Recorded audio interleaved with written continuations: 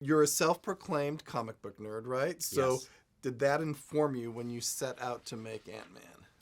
It absolutely informed it. I grew up devouring Marvel comics. I spent a large portion of my childhood alone in my room reading comics. It was a big deal to me. And when you read comics like that, you start to develop a personal relationship with these characters. So I came into Ant-Man with definite ideas about Hank Pym and about Scott Lang and kind of what I, as a fan, wanted to see in the movie. The word devour Yeah.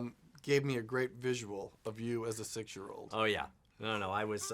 I knew like on Tuesdays and Fridays. That's when the comic books came in, and I would have my dad drive me to the newsstand, and here's the titles I wanted. I was pretty obsessive. You're doing the job you're supposed to be doing in life. I think that's right. Yeah. I think that's great. Okay, the film has this great cast. How did you work together to bring?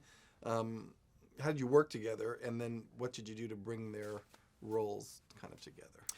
Well, we have an amazing cast on Ant-Man. I mean, that to be able to work with Michael Douglas, I mean, who is just the definition of the word star, and to be able to work with Paul, like, you know, we had a real camaraderie because we were all doing this movie that was a big technical endeavor, but it's a pretty intimate movie, certainly in comparison with a lot of the other Marvel movies. I mean, it's really about fathers and daughters, and it's a heist movie, and the tone I like to have on the set is fun. Everybody's working so hard. I want to keep it loose and light, and I think that actors give their best performances in that environment. So we had a real camaraderie.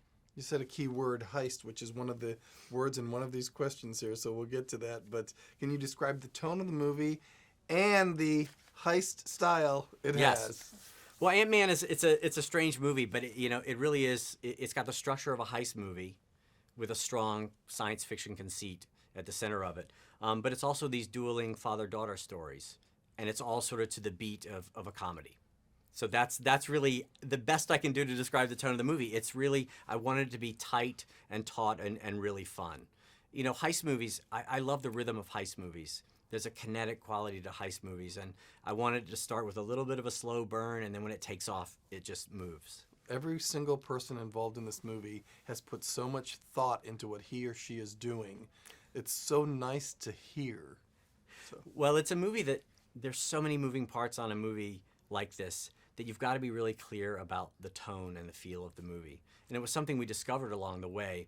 But Paul, who not only stars in the movie but was one of the screenwriters, that was really nice because he not only had a great idea about his character, but he knew the arcs of all the characters. So everybody had the larger story in mind. And it's got a lot of heart to it, which was important too. And Paul and I would talk a lot about what we call treacle cutters. If it was starting to get too emotional, we would puncture it with a joke, and that was really fun to do. And it works, I think. Okay, tell us about the shrinking technology and how you work to make it photorealistic. Shrinking is the centerpiece of Ant-Man and the movie. And my thinking was there's a long history of shrinking movies. If we're going to do one in 2015, it's got to be cutting edge. So we used motion picture macro photography, still macro photography, motion capture suits, all of these elements because we wanted to make it look photorealistic, but also be able to move our camera around in ways that were really fluid. And it was a challenge. I mean, we had an amazing visual effects team, but we were constantly pushing. It's got to look more real. And I really like where we ended up. I don't even know how that looks on a piece of paper because it doesn't, the visual is just, I can't quite comprehend it. It's incredibly, if we had an hour, I could do some charts and graphs and map it out, but it was insane. Very good. But you say with a smile, so clearly you like doing it. The ants are great characters in the movie. Was there any kind of challenge to make them seem as realistic as they do? I think one of the biggest challenges of the movie was the ants. That's Ant-Man's other power. He controls ants, and on the face of it, that's a very weird, bizarre thing. Like, what could this possibly achieve? But I like in the movie that we set up a heist movie, we set up the different types of ants, and they each have specific skill sets. And so we see how he's able to utilize them to pull off this heist. And they had to be photorealistic, because you can't have a movie where it's realistic when you're big and then you shrink down and it suddenly feels like, Toy Story. I love Pixar movies, but this couldn't look like a Pixar movie. It had to look more realistic because it had to be all of a whole. So that was a huge challenge. Very good. Okay, 3 questions left. We got about a minute 30 seconds each. Yep. There's a humor to this movie. Did you approach it? How did you approach it as a comedy? Was it organic? Was it scripted? And what was your directing style? That's 9 questions. That's 9 in 1. It was important that Ant-Man have the rhythms of a comedy. I wanted it to be really visually kinetic, but it also had to have an attitude. Because at the center of it is a guy who shrinks and controls ants. There's a certain absurdity to those powers. But we also had to show how those powers are really formidable. So it was important to have a tone that sort of allowed Paul Rudd to be the audience's eyes and ears. It's as weird to Paul Rudd in the movie as it is to the audience. And he's your way in. I love that idea that he sort of reacts in the way that an audience would react to these situations. Somehow you answer that all. I don't know how. How do you rate the experience of making your first Marvel film?